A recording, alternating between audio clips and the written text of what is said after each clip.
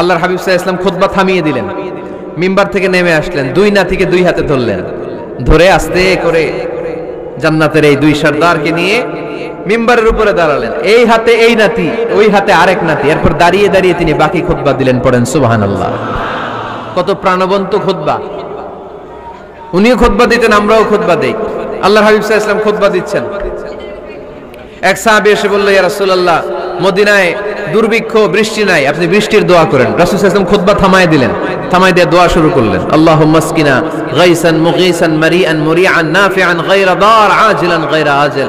আল্লাহ, উপকারে বৃষ্টি দেন, যে বৃষ্টিতে আমাদের ফসল জন্মাবে, সবুজ ঘাস লতাপাতা জন্মাবে, আমাদের গবাদি পশুর রিজিক বাড়বে, এরকম উপকারে বৃষ্টি আমাদেরকে দিয়ে মদিনাটারে ধন্য করে দেন। বৃষ্টি শুরু হলো, জুমাবার বৃষ্টি, শনি রবি সোম মঙ্গল বুধ বৃহস্পতি শুক্র, টানা 7 দিন বৃষ্টি। এবার বৃষ্টির চোটে মদিনায় বন্যা হয়ে গেছে। এতদিনে দুর্ভিক্ষ, এতদিনে কি? এখন বৃষ্টির বরকতের দোয়া করছে, বৃষ্টিতে এবার বন্যা।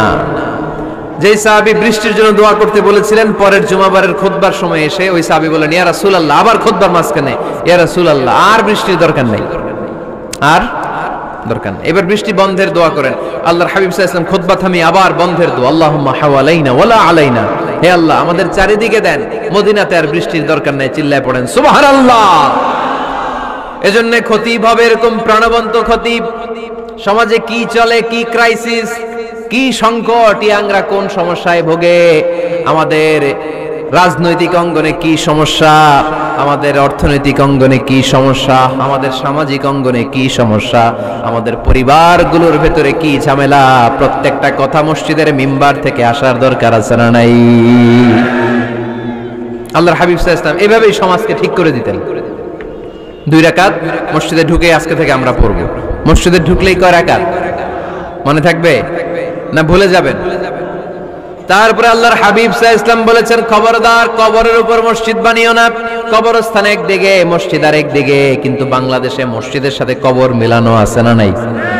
ছোট্ট একটা মসজিদ, কিন্তু এত বড় বাবার কবর আছে না নাই? না, এগুলো করবেন না আপনি।